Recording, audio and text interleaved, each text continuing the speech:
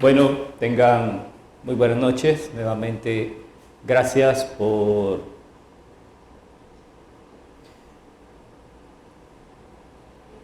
muchas gracias por estar aquí nuevamente en esta noche, continuando con estas jornadas. Este día, pues, es un día muy especial. De hecho, uno no puede evitar llenarse de este júbilo místico de poder, este día, 27 de octubre, que celebramos nuestra Navidad para el movimiento gnóstico, poder estar aquí frente a ustedes y hablar de una de las espléndidas obras del venerable maestro, quizás de las pocas leídas que quizás que hemos tenido la oportunidad de hacer dentro de tanta literatura que hay. Yo quisiera presentar este libro no tanto en desarrollar lo que el libro plantea. El libro, pues, o lo que intentamos en esta oportunidad será, pues, motivarles a que ustedes puedan aproximarse hacia la literatura de esta obra y leerla muy pausadamente. Es un libro muy sintético que mezcla una serie de combinaciones muy simbólicas y conceptualizaciones esotéricas muy complejas, que requiere de no solo una lectura, sino que progresivamente acercarnos a la obra y comprenderla. Este libro, que originalmente, bueno, y aquí les presento la portada de nuestra editorial Logo Solar. Tenemos libros a la venta, por cierto, de las Tres Montañas. Es un libro que fue editado por primera vez en San Salvador en septiembre de 1972. Posteriormente fue subtitulado como El mensaje de Navidad de 1972-1973. Esto es un libro que no cuenta la historia de Víctor Manuel Gómez. Es un libro que habla de la esencia que encarnó dentro de Víctor Manuel Gómez. El maestro separa sabiamente ese proceso. Le piden a Samael, a un beor, que escriba este libro de su experiencia mística. Es una autobiografía mística del proceso que le fue encaminado o encargado a que no lo develara a nosotros como parte precisamente del trabajo que tenía que realizar exactamente en ese año. Esta es la portada, contraportada del libro. El maestro cuenta, y estará de pronto un poco cargado de texto, precisamente porque me interesa que escuchen la voz del maestro al tratar de dar unas explicaciones y no tanto a mí, a como yo lo interpreto. El maestro dice: hace algún tiempo los guardianes del Santo Sepulcro dijeron: sabemos que te vais, mas antes de que te marchéis, debéis dejar a la humanidad los mapas del camino y vuestras palabras. Yo respondí diciendo: eso será lo que haré. Desde entonces me comprometí solemnemente a escribir este libro. Estamos hablando del proceso de cómo la divinidad se humaniza o cómo lo humano se diviniza. Y entonces plantea ese proceso. Un proceso que en todo instante el maestro trata de irnos configurando de tal forma que nosotros tengamos la oportunidad de experimentarlo en nuestro propio cuerpo. Es un proceso energético y biológico al mismo tiempo. Todos los libros sagrados de la antigüedad, dice el maestro, hacen alusión al camino secreto. Se le cita, se le nombra en muchos versículos, mas la gente no lo conoce. Develar, indicar, enseñar la senda esotérica que conduce a la liberación final es ciertamente el propósito de esta obra que tenéis en vuestras manos. Querido lector, este es un libro para el quinto evangelio. Y bueno, también hizo una captura del índice de nuestro libro, de nuestra editorial, para que vean cómo tiene 4 partes, digamos, que las vamos a ir desarrollando poco a poco. Y lógicamente el relato de la primera montaña, la segunda montaña y la tercera montaña. Pero como estamos hablando de las inquietudes espirituales de un ser que venía predestinado a cumplir una misión en la era de Acuario, como mensajero, como avatar, como el quinto de los 7. Por tanto, el cuerpo físico de aquel que encarna a Samael Aun Weor no era cualquiera. Y el maestro empieza a hablar de su infancia, empieza a comentar sobre cuál ha sido todo ese proceso que la llevó. Y dice, no está de más aseverar solemnemente que nací con enormes inquietudes espirituales. Negarlo sería un absurdo, aunque a muchos les parezca algo insólito e increíble. El hecho concreto de que haya alguien en el mundo que pueda recordar en forma íntegra la totalidad de su existencia, incluyendo hasta su propio proceso de nacimiento, quiero aseverar que soy yo uno de esos. Quien comprende el proceso es lo divino dentro de él, que estaba latente y que tenía que hacerlo, encarnarlo, que tenía que procesarlo. Dice también que fui siempre un adorador del sol, cosas de niñez. Y tanto el amanecer como el anochecer subía sobre la techumbre de mi morada, porque entonces no se usaba la azotea, y sentado en el estilo oriental como un yogi infantil, sobre las tejas de barro cocido, contemplaba el astro rey en estado de éxtasis, sumiéndome así en profunda meditación. Buenos sustos se llevaba mi noble madre viéndome caminar sobre la morada. Para ir avanzando, vamos a tratar de ir haciendo un planteamiento acerca de lo que es este libro en general. Sin querer de modo alguno, dice el maestro, herir delicadas susceptibilidades, debemos enfatizar la idea básica de que en el ambiente cultural espiritual de la humanidad contemporánea coexisten variadas instituciones venerables que muy sinceramente creen conocer el camino secreto y que sin embargo no lo conocen. Y entonces él dice, muy bien, yo les revelo el camino, que era la misión que le habían encomendado. Y en la primera parte de su libro, él traza un camino previo. Frente a esas 3 montañas, que ustedes ven al budista ahí, él está viendo las 3 montañas. O sea, ¿quién es aquel que empieza el peregrinaje hacia la montaña, hacia la primera montaña? Ese primer paso. Ese primer paso que muy probablemente nosotros estemos. Quienes estemos en el esfuerzo, en el intento, pues estamos frente a las montañas. Y él lo comenzó de esa forma. Entonces dice, bueno, narra su primera parte, la primera parte de este libro, que es el texto que les mencionaba anteriormente, habla sobre la infancia, la religión, el espiritismo, teosofía, la fraternidad, Rosa Cruz, y bueno, ahí ven ustedes el temario. Ahora, ¿qué sustenta esto? Primero lo que trata de plantear es cuál es el marco referencial que tenía, con lo cual echó mano a las herramientas para poder encauzarse hacia el camino de la primera montaña. Eso es lo que plantea. Y dice, bueno, muy bien, damos el basamento, damos aquí, estos son los ingredientes necesarios, que es toda la obra del maestro. Y empieza entonces a plantearnos toda esa estructura que sirve como punto de inicio o de base, con lo cual nosotros debemos tener un conocimiento y una experiencia para poder aproximarnos a esos caminos iniciáticos. Lógicamente, la primera montaña es la que está refiriéndose al que se convierte en maestro.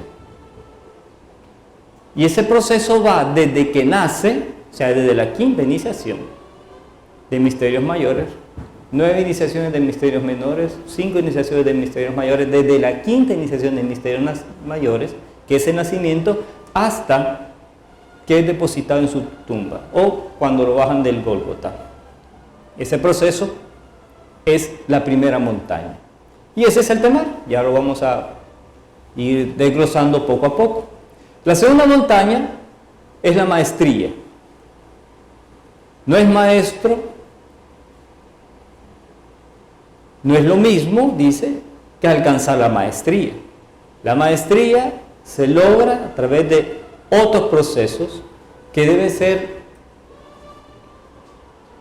reconfigurados y que da posibilidad a esta etapa que se conoce como resurrección. Ese es el temario. Y luego tenemos la tercera montaña, que es el proceso de la ascensión. Y eso es cuando, y es el más corto, eso es cuando ya el iniciado se fusiona con el absoluto, es la ascensión. Y así se concluyen las tres montañas. Más adelante veremos cómo él, al momento de escribir el libro, había vivido en esta encarnación, había vivido dos de esas montañas y estaba en el proceso de lograr la tercera montaña. ¿Y por qué no escribió el relato de la tercera montaña en este instante? O sea, hasta 1977, porque estaba en ese proceso. 1977 o 76 finales marca su ascensión, su partida física. Vamos a empezar a hablar acerca de todo esto que el maestro nos va develando. Entonces dice, bueno, es necesario entender una base importante, que es la religión, los principios religiosos. Enseñado en buenos modales, confieso francamente y sin embargo que fui educado de acuerdo a la religión oficial de mi pueblo. Atravesar con alguien por el desván en plena liturgia siempre me pareció abominable. Desde niño tuve el sentido de veneración y de respeto. Y entonces él, y por eso lo traigo acá, él habla entonces de los cielos. ¿Cuáles son esos cielos? Los hallamos en todas las religiones confesionales, aunque con diversos nombres, empero estos son siempre 9.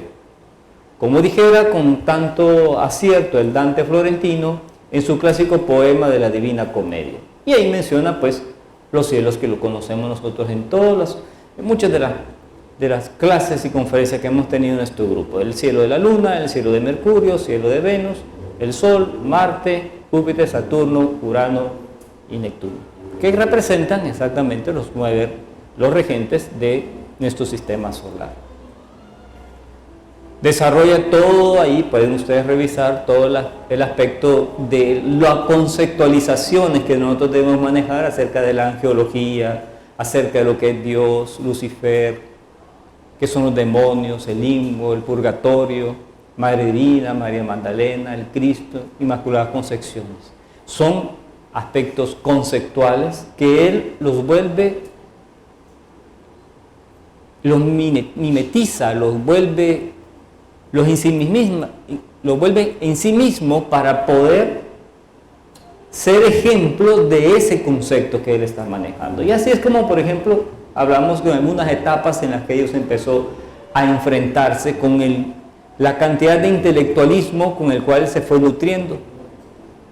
Él empezó, las genialidades intelectuales empiezan desde muy niño. Y él dice, sin ufanarme en modo alguno con tan delicadas y múltiples inquietudes de tipo filosófico y metafísico, confieso francamente y con toda sinceridad que aún no había llegado a los 16 años de mi actual existencia, cuando ya me hallaba enfrascado en muchas materias de injurioso contenido. Con ansias infinitas me propuse analizar detalladamente los problemas del espíritu a la luz de la ciencia moderna. Tremendas inquietudes que quizás muchos tenemos de querer siempre vincular que la ciencia nos tiene que dar una explicación de aquello que está más allá de las formas que investiga la ciencia. Y sin embargo, él hizo también ese esfuerzo y también en esa misma lógica, él se acercó al conocimiento teosófico y el conocimiento de la fraternidad Rosacruz. Pasó muy poco tiempo cuando ya él empezó a dar sendas conferencias en la Sociedad Rosacruz, por ejemplo. El otro elemento que él nos devela, nos da como herramienta para nuestros propios procesos, ya todos lo sabemos, la meditación. Y él mismo dice, bueno, miren, franqueado en murallas intelectivas, o sea, lo que lo llevó todo ese proceso, franqueado en murallas intelectivas, hastiado de tantas teorías tan complicadas y difíciles, resolví viajar hacia las costas tropicales del Mar Caribe. Allá lejos, sentado como un ermita en los templos idos, bajo la sombra taciturna de un árbol solitario, resolví darle sepultura a todo ese séquito difícil de vano razonamiento. Con mente en blanco, partiendo del cero radical, sumido en meditación profunda, busqué dentro de mí mismo el maestro secreto. Y entonces él dice, bueno, la meditación lo llevó a separarse de los procesos intelectivos. No buscar respuestas en el magno escenario de las conceptualizaciones y de las intelecciones. La otra herramienta, con gran ayuda, fue también estado de Ginas.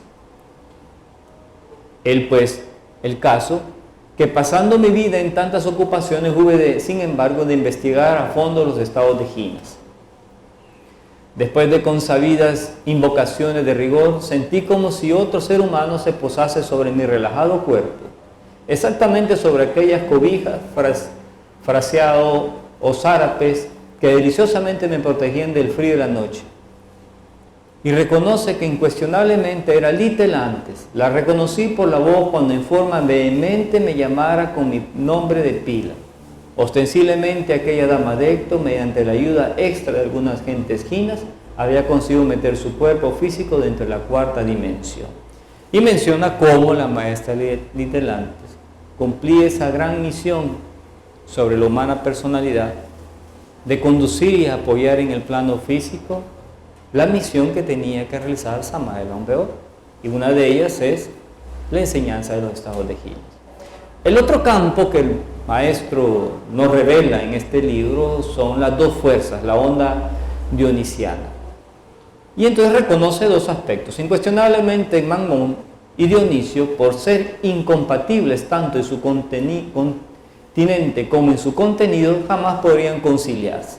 Por un lado, en una fuerza axiomática inefutable, podemos y hasta debemos definir a Mammón como dos términos: intelectualismo y dinero, oro, riquezas.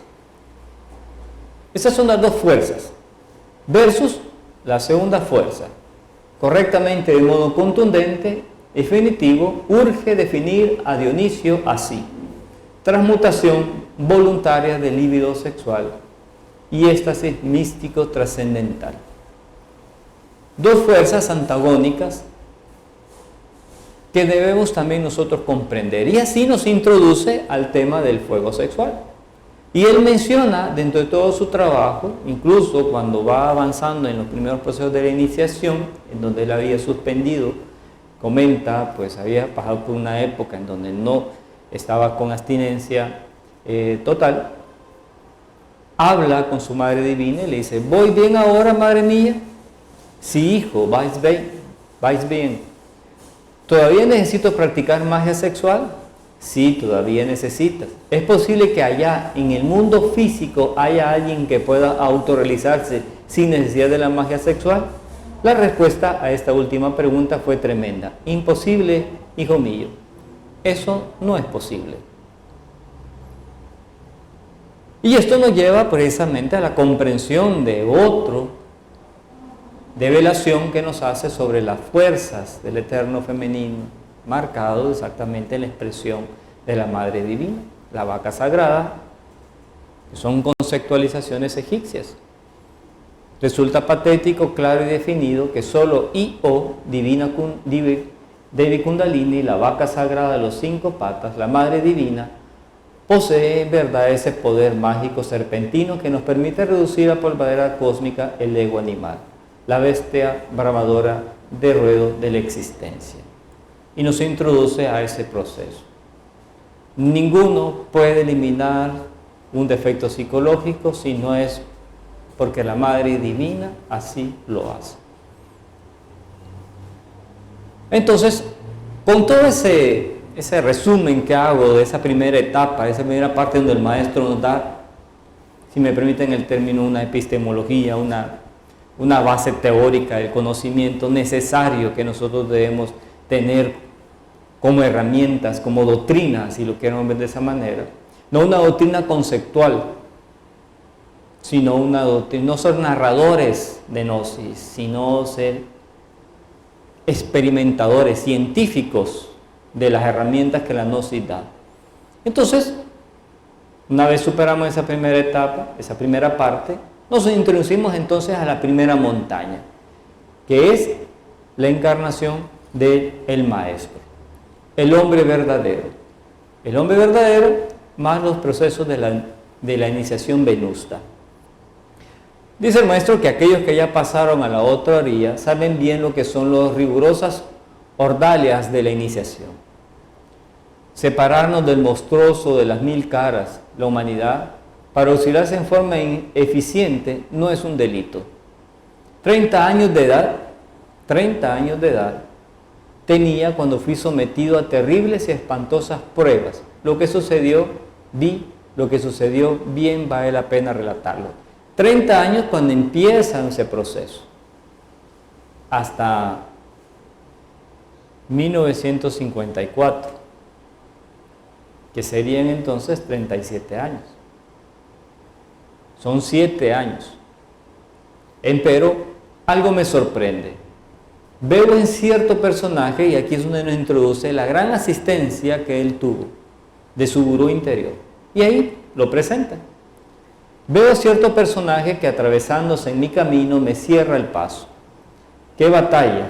Me pregunto para la defensa, pero el personaje sonríe diciéndome y exclama en voz de paraíso: a mí tú no me asustas, te conozco muy bien. Le reconozco al fin, es mi gurú Adolfo, a quien siempre le he llamado con el diminutivo Adolfito. Y Adolfito, en palabras del maestro Samael, se convierte en el gurú que le ayudan en todo ese proceso de los misterios mayores, elevándole y asistiéndole en elevar las energías a través de todo el canal medular Sushumna Kundalini.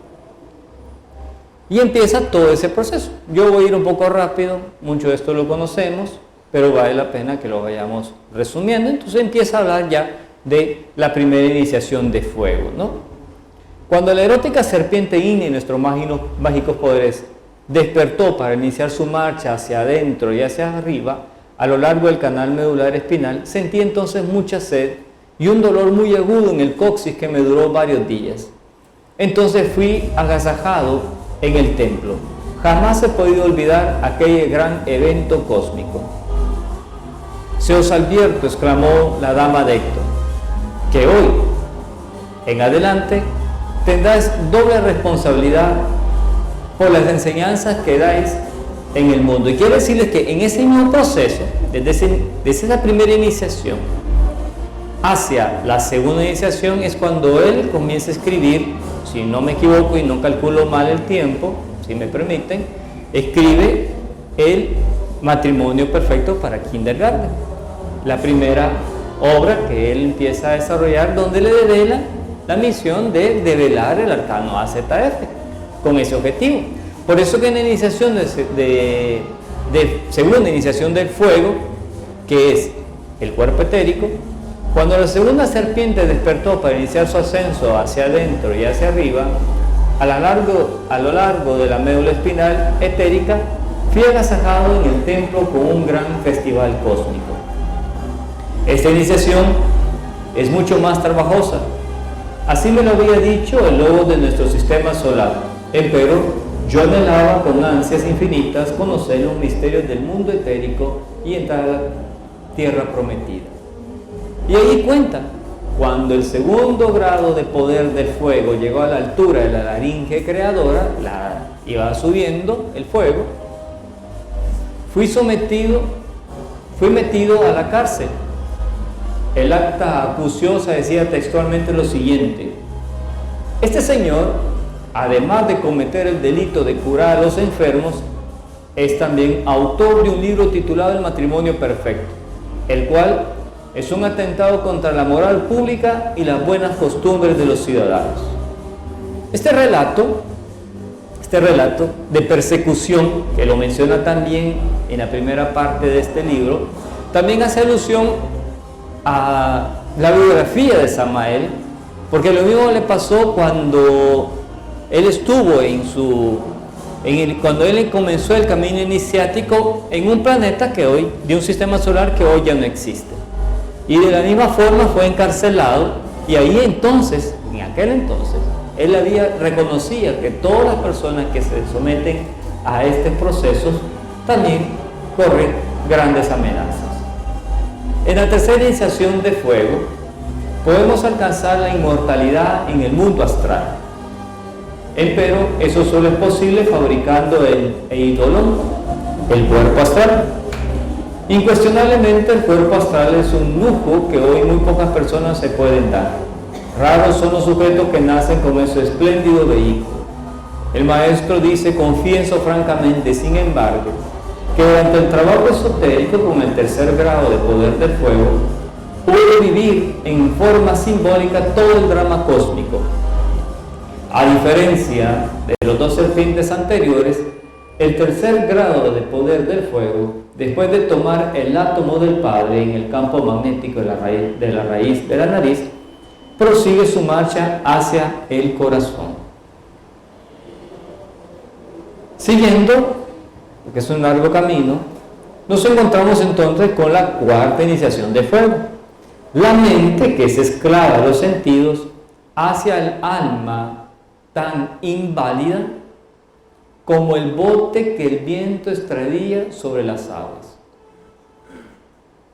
Es evidente, palmaria y manifiesta que cada uno de nosotros, la existencia anterior de muchas mentes, ciertamente no somos poseedores de una mente individual particular, tenemos muchas mentes.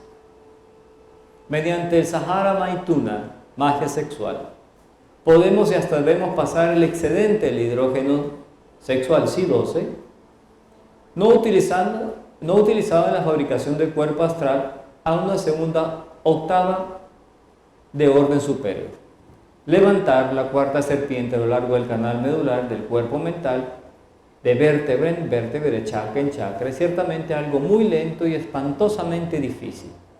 Extraordinario fue aquel momento en el que el fuego del Kundalini llegó a la altura del cerebelo.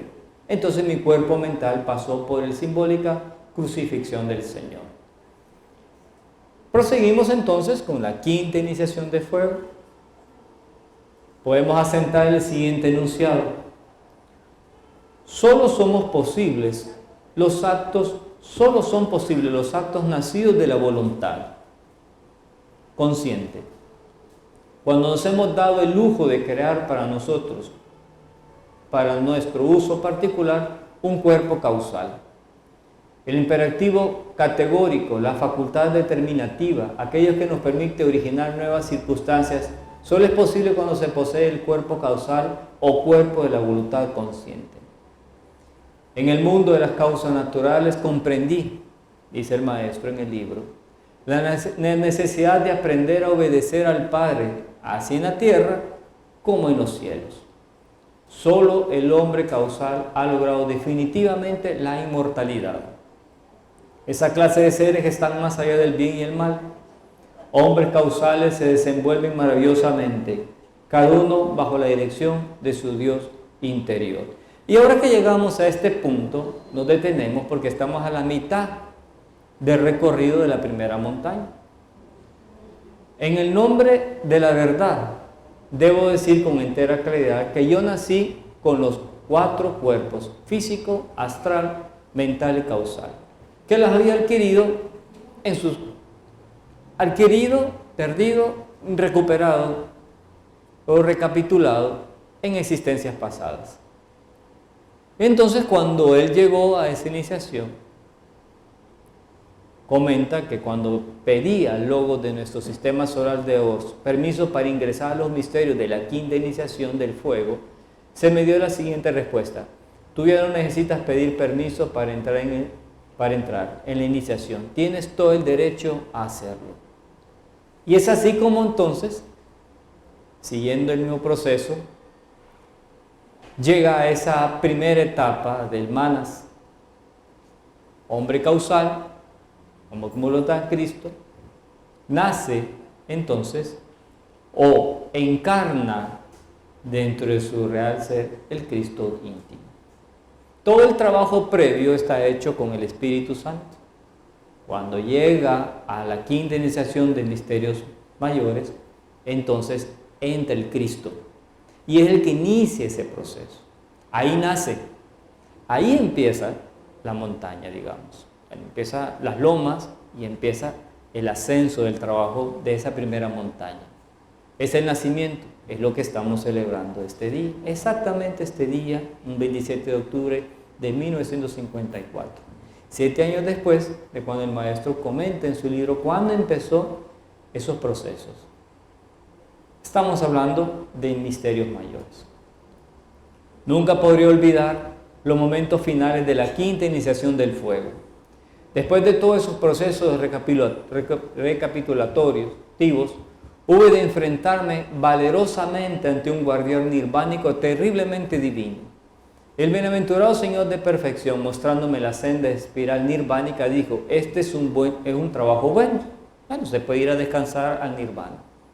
Después, señalando la vía directa, exclamó con gran voz, como cuando un león ruge, diciendo: este es un trabajo superior.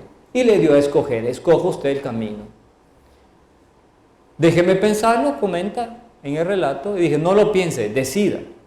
Y entonces inmediatamente el maestro dijo: me voy por el camino directo que conduce hasta el absoluto. Le respondió nuevamente que ¿qué le pasa? No se da cuenta que es un camino doloroso, y él enfáticamente dijo: bueno, me voy hasta el absoluto. Bueno, advertido queda. Estas fueron las palabras finales del guardián. Después se retiró solemnemente. Y ahí empieza el gran trabajo del quinto de los 7. Con el nacimiento, con la quinta iniciación de misterios mayores, al no buscar la opción de unas vacaciones, como lo relata el maestro, como lo define, como lo plantea él decide entonces irse por la ruta del sacrificio, excluyendo de mi mente toda posible fakfuya, sin jactancia alguna. Humildemente confieso francamente, sin embagues, que después de haber subido por los 5 grados de las ígneas iniciaciones, me fue urgente el desarrollo de la luz con los 8 grados de iniciación venusta. Es decir, después del mismo proceso de las serpientes de fuego, esas mismas serpientes de fuego hay que convertirlas en luz. Y esa es la iniciación venusta, que se desarrolla en los mundos sumergidos de los planetas regentes de este sistema solar y conquista eventualmente esos cielos. Los centros, explica el maestro, de todos los soles y de todos los planetas de nuestro universo son precisamente esos puntos de estabilidad en el centro. ¿Dónde está el equilibrio? En el centro. El ascenso extraordinario de la primera serpiente de luz comienza explicando: hacia adentro y hacia arriba del largo canal medular espinal del cuerpo físico me permitió conocer ese secreto del abismo. El segundo grado de iniciación venusta, octava superior de su correspondiente iniciación del fuego, surgió trascendente como resultado esotérico del ascenso milagroso a la segunda serpiente radiante de luz, hacia adentro y hacia afuera por el canal medular espinal del fondo vital orgánico, el Lingam Sarira. Concluiré este capítulo enfatizando lo siguiente: cuando la segunda culebra de luz hizo contacto con el átomo del Padre en el campo magnético de la raíz de la nariz, resplandeció el Cristo Sol sobre las aguas de la vida y vino la ceremonia iniciática final. De allí pasamos entonces al ascenso luminoso de la tercera serpiente, de la luz adentro y hacia afuera por el brillante canal medular espinal del cuerpo venusta de la correspondiente iniciación de fuego. Cuando la víbora luminosa traspasó el umbral de la tercera cámara secreta del templo corazón, obviamente me sentí transfigurado. Todo el proceso, en realidad el proceso de la iniciación venusta, precisamente en el libro del Collar del Buda lo menciona. Son 7 etapas y cada una tiene una referencia, una representación del mismo proceso del Calvario de las iniciaciones cristianas, por ejemplo, que vivió Jesús de Nazaret. Y así como lo va él planteando en cada uno de esos procesos. El extraordinario desarrollo, revolución y ascenso de la cuarta serpiente venusta hacia adentro y hacia arriba por el canal medular del cuerpo mental me permitió vivenciar todo el crudo realismo evangélico de la magistral entrada del gran Kabir Jesús en Jerusalén. Y así, entonces, pude verificar por mí mismo y en forma directa los aspectos inferiores, infierno y superior cielo del mundo mental. Posteriormente, el ascenso maravilloso de la quinta serpiente de luz hacia adentro y hacia arriba en el canal medular espinal del cuerpo causal me dio de hecho franco acceso a los misterios iniciáticos del quinto grado de la sabiduría venusta. El Adán Kadmon, cabalista y errada sepira o eterno masculino o femenino, conciliándose en perfecta armonía arriba y abajo, en lo infinitamente grande y lo infinitamente pequeño constituyen las notas culminantes del monte Olivetti. Seguimos entonces el ascenso sublime y maravilloso de la sexta serpiente radiante hacia adentro y hacia arriba a lo largo del canal medular espinal del cuerpo búdico, medio de hecho y por derecho propio, paso franco a la sexta iniciación venusta. Aquí, Elena significa claramente los desposorios de Naus, Atman Buddhi, con manas, el alma humano o causal, la unión mediante la cual se identifican conciencia y voluntad, quedando por tal motivo dotadas ambas almas con divinales poderes. Y esto es un aspecto muy importante de tomar en cuenta, porque las referencias simbólicas que el maestro hace en el libro son las primeras formas de aproximación que él va teniendo a partir de esos procesos que tienen que ver con el regreso hacia lo absoluto, pero que no están cristalizadas todavía en su cuerpo hasta que no desarrolle lo que después vamos a ver en la segunda y tercera montaña, que son los 12 trabajos de Hércules, que son cuando derrota. Aquí solamente está reconvirtiendo su fuerza, su energía, pasándola del fuego hacia la forma de luz. Así el radiante ascenso de la serpiente, séptima serpiente venusta, hacia adentro y hacia arriba por el canal espinal, medular espinal del vehículo divinal Atman, me permitió vivenciar el acontecimiento del Gólgota. Experimentar en sí mismo el evento cósmico del Calvario, con todo el crudo realismo trascendental del mundo del Espíritu Divino Atman, resulta ciertamente extraordinario. Y aquí él menciona la octava iniciación de luz. Aquí comenta algo importante. En la barca de Ra, yo conocí la fálica señal de la barca de Ra. Al pasar por la octava iniciación venusta, entonces clamé con gran voz diciendo: cuando suene la primera trompeta, resucitaré de entre los muertos. Y aquí es la antesala del fin de la primera montaña, donde él queda en el Gólgota y aparentemente muerto. Lo llevan directamente hacia su sepulcro, y es ahí donde simbólicamente el maestro comenta cómo eso físicamente también sucedió. Dice: literalmente se apesadumbró un poco al contemplar mi santo sepulcro. No temáis, le dijo un Mahatma, el cuerpo físico de él todavía no morirá. Esas palabras le tranquilizaron íntegramente. Comprendí así, en forma íntegra, el simbolismo sepulcral, Sabía que debía morir en mí mismo para tener el derecho a la resurrección de Irán Aviv, el maestro secreto, dentro de mi templo corazón.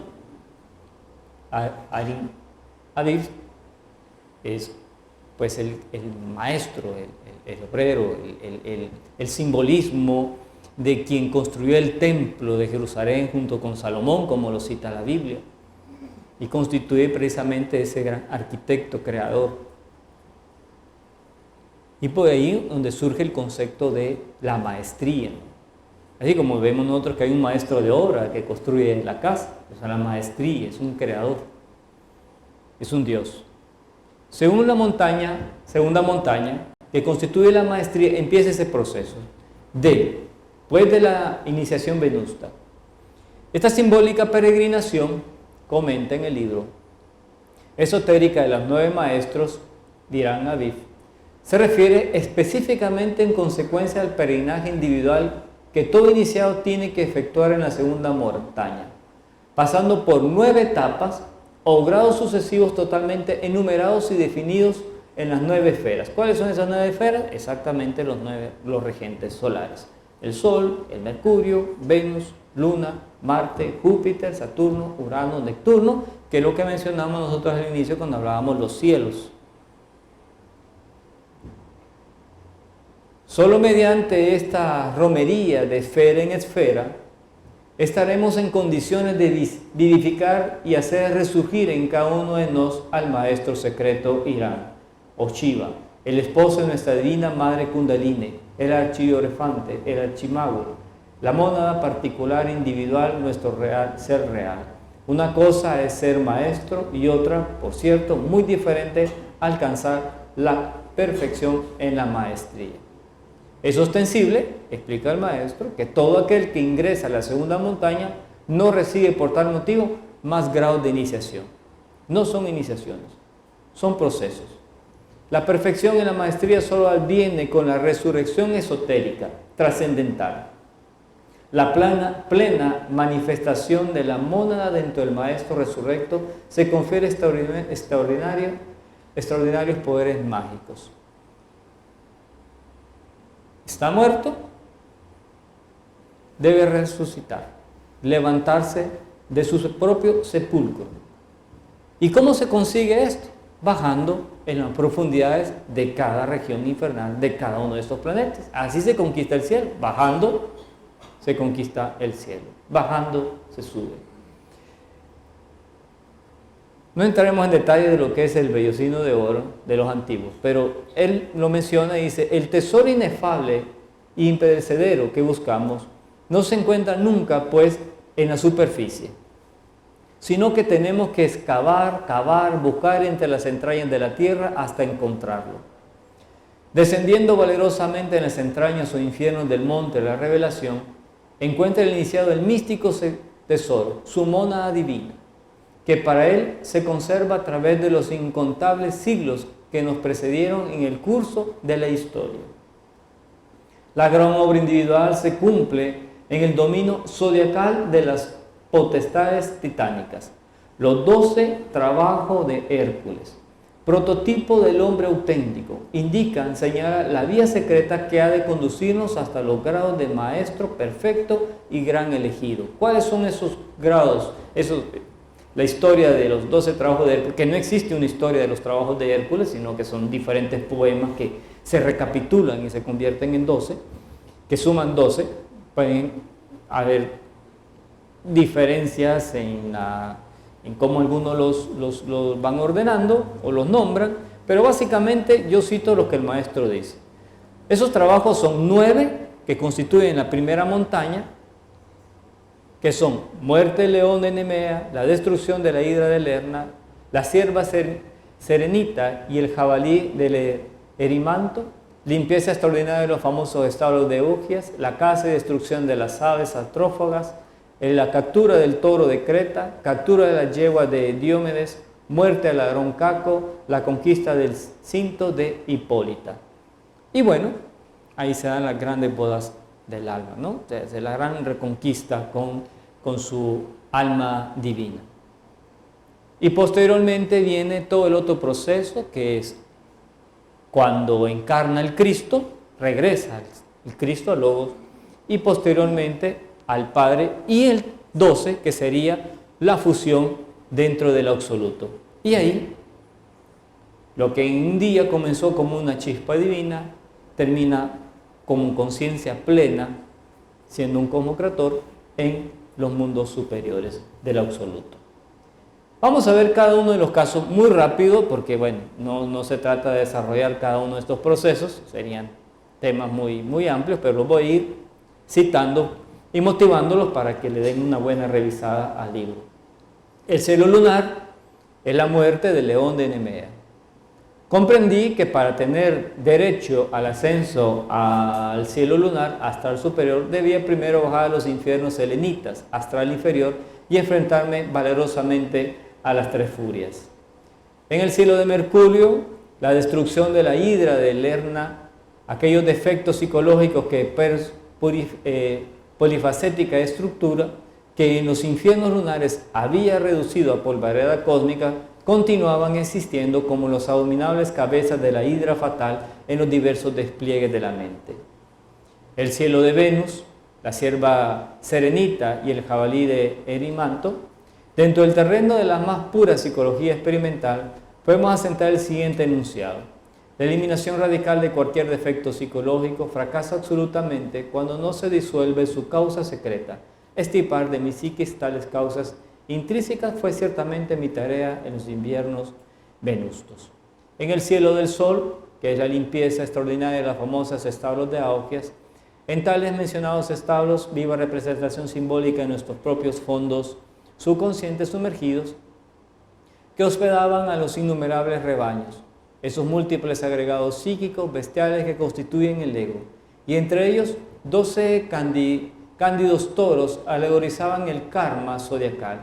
Se había acumulado la sociedad en varias generaciones. En el cielo de Marte, la caza y destrucción de las aves antropófagas, antes de subir es indispensable bajar. Esa es la ley. A cada exaltación le antecede una espantosa y terrible humillación. Aniquilar dentro de mí mismo a esos elementos inhumanos, brujescas, a esas aves del mar agüero, fue ciertamente mi tarea en el tenebroso Tártaro. Si uno se sorprende cuando el maestro dice, bueno, es que existe dentro de cada uno de nosotros siempre alguien que hace magia negra, ¿no? Y eso hay que eliminarlo, aunque no seamos conscientes de ello. En el cielo de Júpiter, la captura del toro de Creta. La vi, sí, negro, descomunal, gigantesco, amenazante y provisto de agudos cuernos. Obviamente se expresaba en mi psique con fuertes impulsos sexuales, pasionales y reflexivos. Fue urgente encadenar a la tenebrosa bestia, fue indispensable desintegrarla, reducirla por barrera cósmica. Y los últimos 3 trabajos de la segunda montaña, así fue como, que es el cielo de Saturno, captura de las yeguas de Diomedes. Así fue como volví del cielo de Saturno, el Paranirvana, la morada de los tronos. Así fue como reconquisté ese estado jerárquico que otrora había perdido, cuando cometiera el grave error de comer de la manzana de oro del jardín de las Hespérides. El cielo de Urano, que es la muerte del ladrón Caco.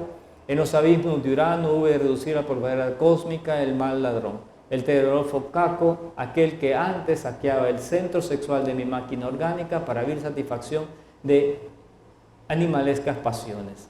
Y el último cielo, que es el cielo de Neptuno, la conquista del cinto de Hipólita. Así fue como reconquisté ese estado jerárquico en el cielo de Neptuno. Ese es el universo de las moradas divinas. Incuestionablemente había conseguido el cinto de Hipólita. Aquella noche de estas lo evidencié en una gran fiesta cósmica. Entonces dancé con otros inefables. Otra noche, flotando en el imperio, en estado seráfico, pedí a mi madre divina Kundalini la lira, entonces supe tocarla con maestría. Y es así como entonces entramos a la tercera montaña. La segunda montaña nos acerca exactamente a esa tríade, el Budis, y ahora entramos exactamente a ese proceso de la integración con el absoluto. saboreando muy lentamente el delicioso refrigerio. Aquí es donde cuenta la anécdota donde él explica que está escribiendo este libro en 72, introduce un relato en donde dice que él está escribiendo esa montaña, pero como no lo ha vivido todavía en esta existencia, cuenta cuando lo logró con un cuerpo lemur hace miles y millones de años. Es claro que en esta encarnación solo he logrado llegar hasta la cumbre de la segunda montaña, pero en ese arcaico continente Mu, Lemuria, otrora situado en el vasto océano Pacífico, pasé por las 3 montañas. Entonces, incuestionablemente, logré la liberación. Y vamos a ver estos 3 últimos puntos. El 10º trabajo de Hércules, que es la conquista del rebaño de Gerión. La 10ª hazaña de Hércules, el héroe solar del exotérico, se realiza en los mundos infiernos del planeta Plutón. Aquellas damas de augusto tiempos, a mí ligadas por la ley del karma, interesantes las cosas que hay que terminar eliminando, con el corazón destrozado me aguardaban en el Averno todas esas verdades tentadoras, peligrosamente bellas que sentían con pleno derecho sobre mí. Para mi bien y para mi mal, aquellas féminas terriblemente deliciosas habían sido mis esposas en reencarnaciones anteriores, como consecuencia natural de la gran rebelión y la caída angelical. Entonces recibí por esposa una gran inicial. Quiero referirme en forma enfática a la otra mitad de la naranja de mi Eva particular primigenia. Así levanté las 2 columnas de Hércules. Oh dioses, dice, fue como restablecí el segundo logos, el Cristo cósmico, en el santuario de mi alma. Y luego viene la 11ª hazaña, ¿ya?, que es el otro en el planeta Plutón. Este se hace en el 11º planeta, que en el 2005 se descubrió que hay un 11º planeta recientemente que se llama Enna. Debe haber un 12º también, porque el maestro dice que hay 12 planetas. Apropiarse de las manzanas de las Hespérides. En estos momentos indecibles, el anciano de los días, mi Padre que está en secreto, la bondad de las bondades, lo oculto de lo oculto, la misericordia de las misericordias, el éter de la cabala hebraica, resplandeció dentro de mí, cristalizó definitivamente en toda la presencia de mi ser. Indubitablemente había logrado cristalizar en las diversas partes de mi ser las 3 fuerzas primarias del universo. Y el 12º trabajo de Hércules, al final, sacar el perro tricípite, adueñarse completamente del perro tricípite, sin armas algunas, significa de hecho control absoluto sobre el sexo.